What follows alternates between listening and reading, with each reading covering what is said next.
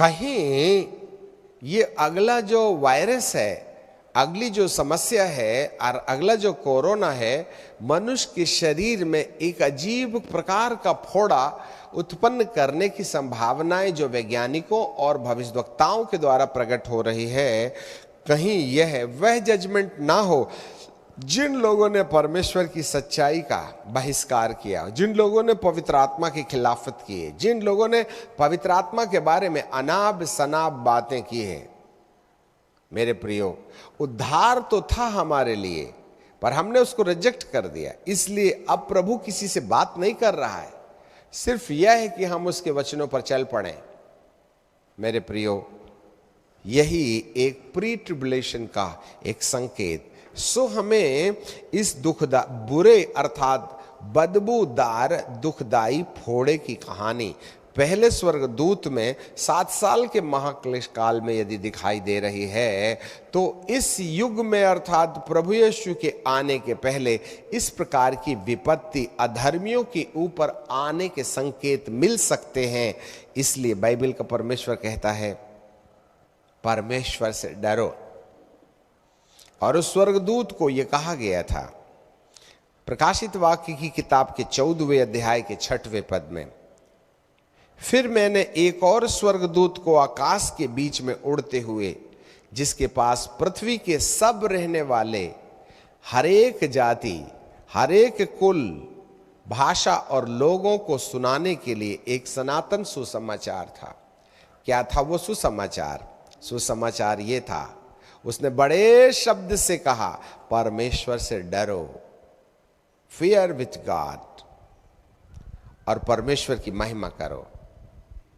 बस, और कोई दूसरा संदेश नहीं था, क्योंकि उसके न्याय करने का वक्त आ पहुंचा है। उसका भजन करो जिसने स्वर्ग और पृथ्वी और समुद्र और जल के सोते बनाए। सब जाति के लिए संदेश है, परमेश्वर से डरो और उसकी महिमा करो, और नो अदर ऑब्जेक्ट, और कोई दूसरा विषय नहीं है, परमेश्वर से डरो। प्रियो, यह वक्त है परमेश्वर से डरने का। अपनी जवान को ताला लगा दें, अपने कान को उन बातों को सुनने के लिए बंद कर दें, अपने चित्त पर ऐसी कल्पनाएं ना आने दें जो आपके मन के अंदर वासना पैदा करती हैं। आप किसी से बैर ना करें, सबसे मेल मुलाकात कर लें। ये कोई कोरोना से डर के बचने के लिए नहीं है, वरन ये परमेश्वर का संदेश है। मेरे प्रियो, वह तुम्हें डरा के वापस नहीं लौटाना चाह रहा है, परंतु ये सब हमारे किए हुए काम का हिसाब होगा। यदि आप परमेश्वर के पास आ जाएं तो वह तुम्हें मुक्ति दे सकता है, तुम्हें इन बातों से बचा सकता है। ये तो आना ही आना है, पर बीच बचाव के लिए उससे डर के परमेश्वर की भक्ति करने की नहीं, वरन परमेश्वर की भक्ति करना ये हमारा कर्तव्य बन जाए। जी हाँ मेरे प्रियो, तो आप अपने आप को इस विपत्ति से बचा सकते हैं। इसलिए प्रभु यीशु मसीह ने एक बात अपने वक्तव्य में कहा था, इस पद को बोल करके हम समाप्त करेंगे, और वो आपको मिलेगा लूका रचित सुसमाचार में। लूका रचित सुसमाचार उसका 21वां अध्याय और उसके 21वें अध्याय और उसके 37वें पद से मैं आपके लिए यदि पढ़ूं तो बाइबल हमें इस प्रकार से कहती है, 21:37। देखिए हम गलत कर गए। लूका उसका 21वां अध्याय और उसका 37वां पद। बाइबल के पन्ने चिपक पढ़ते हैं। यहां लिखा 34 से पढ़ते हैं।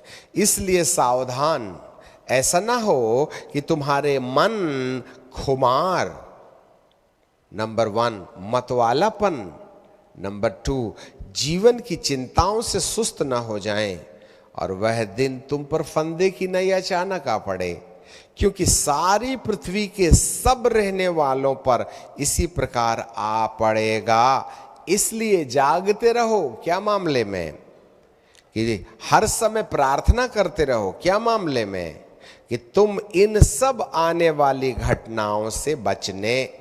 आने वाली घटना से बचने और मनुष्य की पुत्र के सामने खड़े होने के योग्य हो सको। इसका मतलब है आने वाली घटना से बचना ये पहला एजेंडा है, और मनुष्य के पुत्र के सामने खड़े होना ये दूसरा एजेंडा है। तो आप विपत्ति से बचिएगा तभी ना मनुष्य के पुत्र के सामने खड़े रहिएगा। That's a point. परमेश्वर से डरो, वो घटना से डरा नहीं रहा है, वरन उसकी बात मानने से अपने आप को आप विपत्ति से बचा सकते हैं।